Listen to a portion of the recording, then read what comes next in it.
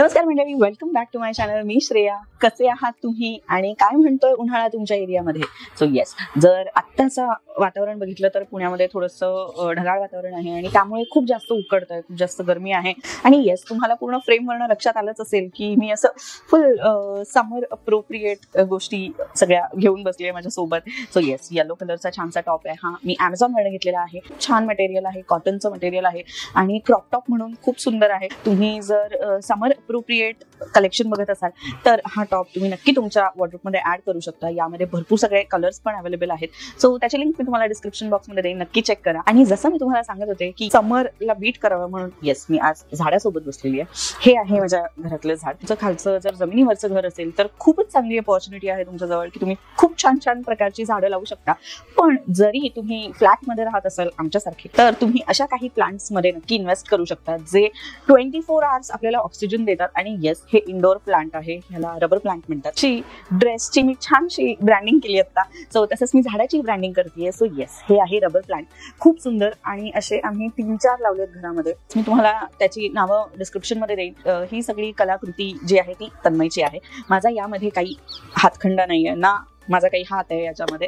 ज्या वेळेस आपण दिवसभर काम करून थकलेलो असतो आणि असं थोडीशी हिरवळ आणि थोडंसं म्हणजे ग्रीनरी आपल्याला आपल्या घरामध्ये ज्यावेळेस बघायला मिळतं त्यावेळेस आपल्याला चांगलं वाटतं, मन प्रसन्न होतं आणि आपल्याला नवीन जोमाने काम करायची इच्छा होते. आता खूप सगळ्या अवांतर गोष्टी झालेल्या आहेत, पण त्यानंतर आपण टॉपिक वरती येऊया. पण खरंच खूप भाग्यवान आहोत की आपल्याला तिन्ही ऋतू खूप छान बघायला मिळतात. आता थोडासा ऋतू चेंज होत चाललाय, थोडं ग्लोबल वॉर्मिंगमुळे म्हणा, शहरातली जी कंडिशन आहे की खूप जास्त बिल्डिंग्स आहेत, झाडांची संख्या कमी होती आणि या सगळ्या गोष्टींमुळे तर हा खूप ग्लोबल इश्यू आहे. पण छोट्या छोट्या गोष्टी आपण आपल्या आजूबाजूला बदलल्या तर आपल्या आजूबाजूचं वातावरण थोडंसं चेंज होईल आणि आपल्याला अजून चांगलं वाटेल. आपल्या फॅमिली पुरतं तरी आपण जरी करू शकलो, आपल्या सोसायटी पुरतं करू शकलो तर अल्टिमेटली आपण हळूहळू का होईना तिथपर्यंत एका दिवशी पोहोचू की आपल्याला गोष्टींचा त्रास होणार नाही. आपली सामाजिक जी जबाबदारी असते त्या दृष्टीने मी तुम्हाला सांगितलं. पण येस, जसं आता आजकाल आपल्या ओव्हरऑल रुटीन मध्ये असतं की ऋतू चेंज झाला की आपली लाईफस्टाईल चेंज होते, आपल्या स्किन केअर मध्ये चेंजेस होतात, आपल्या जे आपण अटायर जे आपण करतो त्याच्यामध्ये चेंज होतात. सो अशा काही टिप्स आहेत ज्या मी फॉलो करते जेणेकरून मी ह्या समरला खूप छान बीट करू शकेन. आणि येस, सो खूप जास्त वेळ न घेता चला तर मग सुरू करूया. सो मंडळी, सर्वात पहिले तर आपलं अटायर.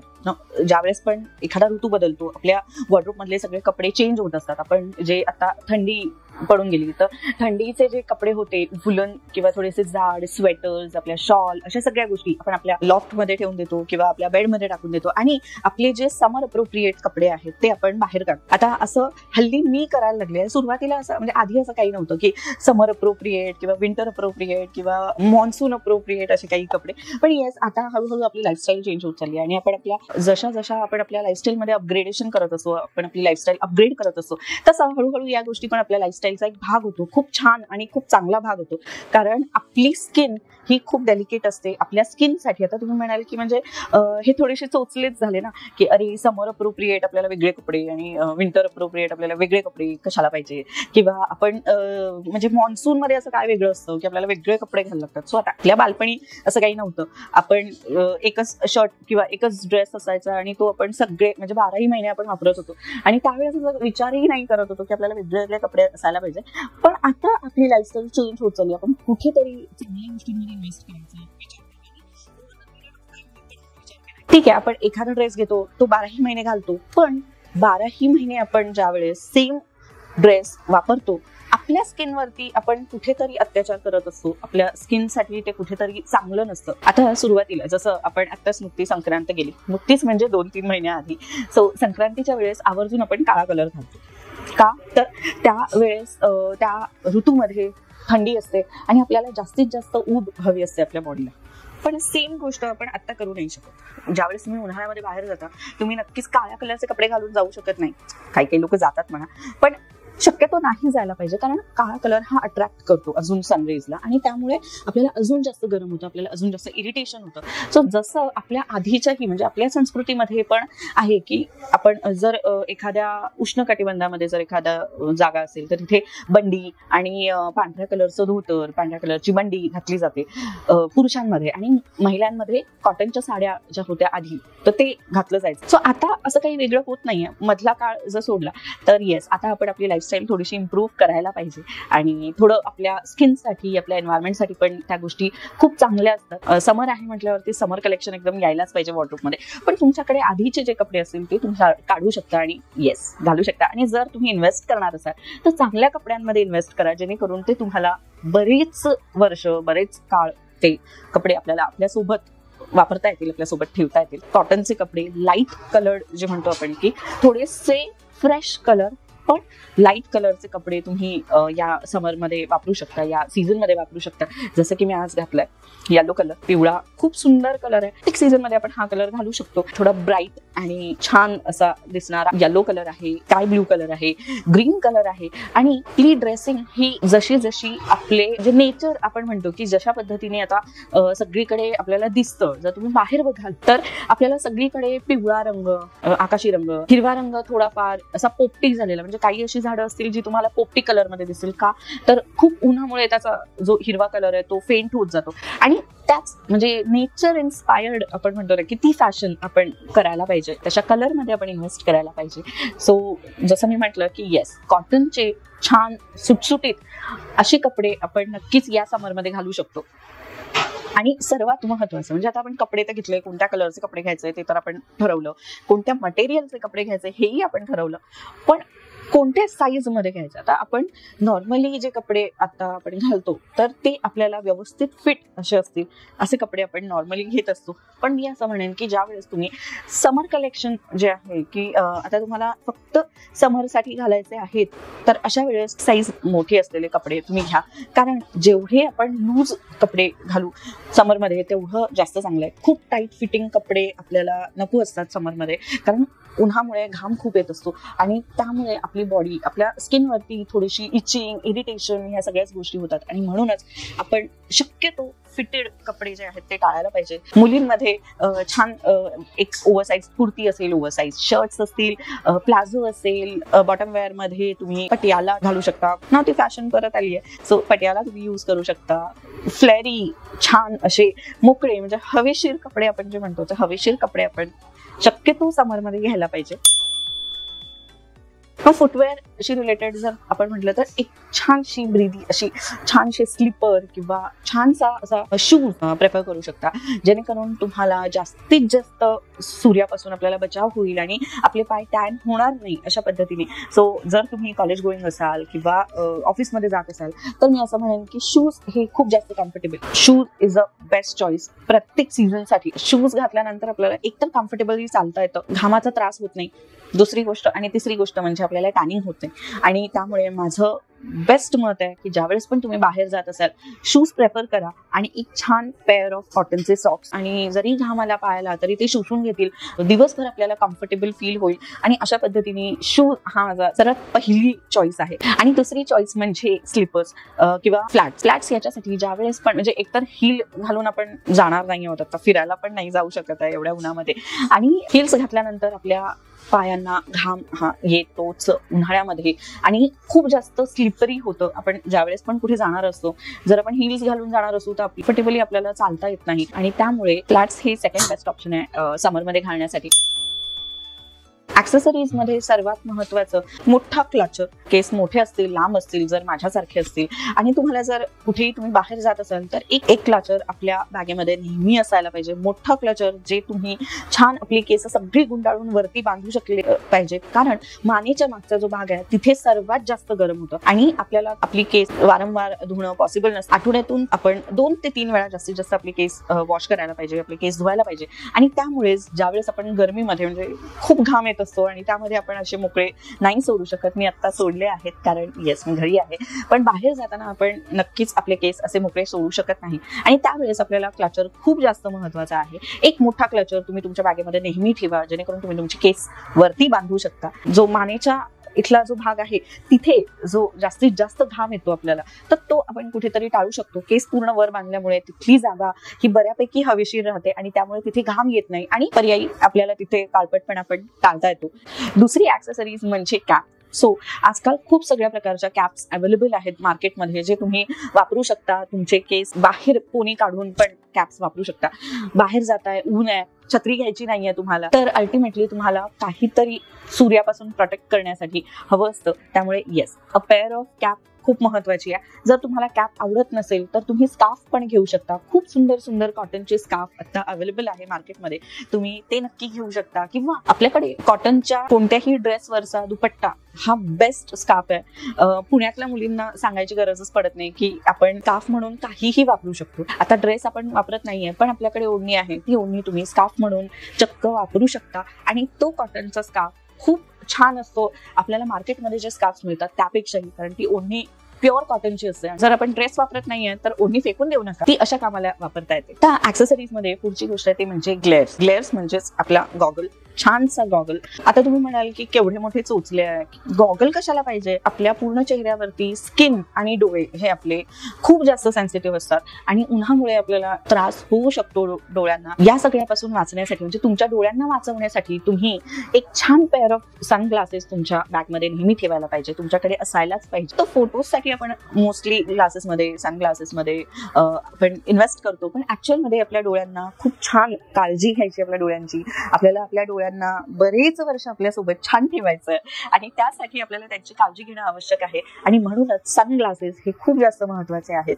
सो एक खूप छान शेड्स जे आहेत ते तुम्ही ठेवायला पाहिजे. तुम्ही Amazon, फ्लिपकार्ट कुठेही बघू शकता, तुम्हाला बजेटमध्ये खूप छान छान सनग्लासेस मिळतील. एक छानसं सनग्लासेसचं पेअर तुम्ही नक्की तुमच्यासोबत ठेवायला पाहिजे. जर तुम्ही कॉलेज गोईंग असाल किंवा ऑफिसला जर तुम्ही जात असाल, तुम्हाला जर रोज अपडाऊन करावं लागतंय, बसने तुम्ही ट्रॅव्हल करताय किंवा कॅबने तुम्ही ट्रॅव्हल करताय, तर मी असं सांगेन की आपण आपले जे काही ड्रेसेस म्हणा किंवा अटायर म्हणा, हातापर्यंत इथपर्यंत आपले ड्रेसेस कधीच नसतात. आपण मोस्टली 3/4 किंवा मग शॉर्ट किंवा मग स्लीवलेस असेच ड्रेसेस घालतो. आणि शर्ट्स जर तुम्ही घालणार असाल तर तुम्हाला फक्त इथपर्यंत तुमचे शर्ट्स, आणि ते नंतर आपण हात वर खाली केल्यानंतर एवढे जातात आणि आपला हा जो पूर्ण पुढचा पार्ट आहे तो तसाच राहतो. आणि त्यामुळे सनबर्न होण्याचे चान्सेस आपल्याला सर्वात जास्त असतात ते या पार्टमध्ये. आणि म्हणूनच तुम्ही एक छानसे हँड सॉक्स जे मिळतात, हँड ग्लव्स जे मिळतात, ते तुम्ही नक्की तुमच्याकडे ठेवायला पाहिजे. सो मी कधीही बाहेर जाताना, आत्ता तरी बाहेर जाण्याचा चान्स येत नाही, पण जरी मी गेले तरी मी माझे हात बऱ्यापैकी कव्हर करते हँड ग्लोव्हजने. कमी रेटमध्ये आपल्याला अवेलेबल होतात आणि त्यामुळे तुम्ही छानसे हँड ग्लोव्हज घालू शकता, जेणेकरून तुमचं सनबर्न, टॅनिंग तर खूप वेगळी गोष्ट आहे, टॅन होणं आणि ते आपण काढूही शकतो, पण सनबर्न झालं तर तुम्हाला ट्रीटमेंट शिवाय पर्याय नाही आहे. त्यामुळे जरी तुम्ही सनकोट घालत असेल तरी एक पेअर ऑफ हँड ग्लोव्हज तुमच्यासोबत नेहमी ठेवा, कारण सनकोट जरी घातला तरी तो तुम्हाला एवढाच होणार आहे आणि पुढचा जो आपला हात आहे तो असाच राहतो. कुठेही तुम्ही जात असाल, ट्रॅव्हल करत असाल तर तुम्हाला हँड ग्लोव्हज हे खूप जास्त इफेक्टिव्ह होतील आणि तुम्ही वापरून बघा, एका आठवड्यामध्ये तुम्हाला त्याचा इफेक्ट जाणवेल. पहिल्याच नेक्स्ट डे पासूनच तुम्हाला त्याचा इफेक्ट जाणवेल, कारण हात ज्यावेळेस कव्हर असतात त्यावेळेस डायरेक्ट सनलाईट आपल्या हातावरती पडत नाही आणि म्हणूनच आपले हात बऱ्यापैकी छान आणि थंड राहतात आणि तेच आपल्याला हवंय. समर अप्रोप्रिएट कपडे छान आहेत आपले, आपण ब्रीथेबल मटेरियल घालतोय, फुटवेअर खूप चांगलं आहे, ऍक्सेसरीज आहेत, पण तरी आपल्याला एक ऍडिशनल प्रोटेक्शन हवं असतं आपल्या स्किनसाठी आणि ते असतं सनस्क्रीन. ना सनस्क्रीन हे खूप जास्त महत्वाचं आहे. तुम्ही कोणत्याही ऋतूमध्ये राहा पण सनस्क्रीन नक्की वापरा, हे खूप जास्त इम्पॉर्टंट आहे आपल्या आत्ताच्या लाईफस्टाईलसाठी. आता तुम्ही म्हणाल की 10 वर्षापूर्वी, 20 वर्षापूर्वी ज्यावेळेस आपण लहान होतो त्यावेळेस असं कुठेही सांगितलं नाही जायचं की अरे तुम्ही सनस्क्रीन वापरा, सनस्क्रीन वापरत नाहीये. आणि आता काय झालं, तर जर आपल्या घरच्यांचंच म्हटलं, आई वडिलांच्या एजमध्ये त्यांनी या गोष्टी कधीच वापरल्या नाही, कारण त्यांना त्यावेळेस तशी गरज वाटली नाही, तेवढ्या रिसोर्सेस अवेलेबल नव्हत्या, बरोबर आहे. पण आत्ताचा काळ वेगळा आहे, आत्ताची आपली जी क्लायमेट कंडिशन आहे ती वेगळी आहे. त्यांना जे खायला मिळत होतं, जे न्यूट्रिएंट्स, जे पोषण त्यांना फूडमधून मिळत होतं ते आज आपल्याला नाही मिळत आहे. आतापर्यंत ओझोन लेअरची गोष्ट कधीच आपण आपल्या लोकांपर्यंत आली नव्हती, आता आहे. ओझोन लेअरला बऱ्यापैकी भेगा आहेत ज्याच्यामधून सनरेज डायरेक्ट आपल्यापर्यंत पोहोचतात आणि म्हणूनच सनबर्न आपण कुठेतरी या क्लायमेटशी मॅच होण्यासाठी आणि स्वतःला प्रोटेक्ट करण्यासाठी या सगळ्या गोष्टी करत असतो. आणि मी असं सांगेन की आतापर्यंत जर तुम्ही नाही करत असाल पण यापुढे नक्की करा. सनस्क्रीन हे खूप जास्त महत्वाचं आहे आपल्या ओव्हरऑल स्किनसाठी. स्किन कॅन्सरचे प्रमाण पण वाढत चाललंय आणि कुठेतरी आपल्याला स्वतःला प्रोटेक्ट करायचं आहे त्यापासून. त्यामुळे सनस्क्रीन 12ही महिने वापरा, खूप जास्त महत्वाचं आहे. आणि हे फक्त इन्फ्लुएन्सर्स नाही तर डॉक्टर्स पण तुम्हाला सांगतात की सनस्क्रीनचं किती महत्व आहे. आणि तेच मी पण तुम्हाला आजच्या व्हिडिओमध्ये सांगतेय की सनस्क्रीन नक्की वापरा. लहान असू द्या, मोठे असू द्या, वयस्कर असू द्या, पण तुम्ही सनस्क्रीन लावल्याशिवाय बाहेर जाऊ नका, बाहेर पडू नका. कोणतं सनस्क्रीन तुम्ही घ्यायला पाहिजे किंवा कोणत्या सनस्क्रीन मध्ये तुम्ही इन्व्हेस्ट करायला पाहिजे हे जर तुम्हाला हवं असेल तर मला कमेंट सेक्शन मध्ये नक्की कळवा. मी तुम्हाला नक्की त्याच्यावरती एक वेगळा व्हिडिओ घेऊन येईल. डिटेलमध्ये आपण त्याच्याबद्दल बोलूया आणि तिथे मी तुम्हाला वेगळे ऑप्शन्स पण देईन की तुम्ही कोणत्या पद्धतीने कोणते सनस्क्रीन तुम्ही वापरू शकता, किती पद्धतीचे सनस्क्रीन आपल्याला आपल्या मार्केटमध्ये अवेलेबल आहे. मला नक्की कमेंट करा, मी तुम्हाला नक्की त्या विषयावरती व्हिडिओ घेऊन येईल. आपण बाहेर जाणार आहे आणि पळत आपण सनस्क्रीन लावलं आणि लगेच बाहेर गेलो तर त्या सनस्क्रीनचा काही उपयोग होत नाही, आपल्याला काही प्रोटेक्शन मिळत नाही. तुम्ही बाहेर पडण्याच्या 20 मिनिटं आधी तरी सनस्क्रीन अप्लाय केलेलं पाहिजे. सो येस, ही छोटीशी टिप मला तुम्हाला शेअर करायची होती. मार्केटमध्ये खूप सगळे सनस्क्रीन्स अवेलेबल आहे. मी सध्या फिक्स डर्माचं सनस्क्रीन वापरते, SPF 50++ प्रोटेक्शन. सो येस, खूप सुंदर आहे, खूप छान अप्लाय होतं. मला पर्सनली खूप जास्त आवडलं. वेगवेगळे सनस्क्रीन मी वापरून बघितलेले आहे. न्यूट्रिजिनाचं सनस्क्रीन पण खूप छान आहे. डॉटेनकीचं सनस्क्रीन बद्दल खूप सगळे लोक बोलतात, मी अजून वापरलेलं नाहीये त्यामुळे मी काही बोलू नाही शकत. पण जर तुम्ही वापरलं असेल तर मला कमेंट सेक्शन मध्ये नक्की कळवा की तुम्हाला ते सनस्क्रीन कसं वाटलं. आणि या व्यतिरिक्त जर तुमच्याकडे सनस्क्रीनचा एखादा चांगला ऑप्शन असेल तर तोही मला कळवा. मी नक्की वापरून बघेन आणि मी त्याचा रिव्ह्यू बाकीच्यांपर्यंत नक्की पोहोचवेन. आपण ज्यावेळेस प्रोटेक्शन बद्दल बोलतो तर फक्त सनस्क्रीन आपल्या स्किनसाठी पाहिजे का, तर नाही, आपल्या पूर्ण बॉडीसाठी पण पाहिजे आणि तसंच आपल्या लिप्ससाठी पण पाहिजे. सो आपण ओठांची जी स्किन असते आपली, ती आपल्या स्किनपेक्षा पण जास्त डेलिकेट असते, जास्त मऊ असते, जास्त नाजूक असते आणि त्यामुळे त्यालाही तेवढ्याच प्रोटेक्शनची गरज असते.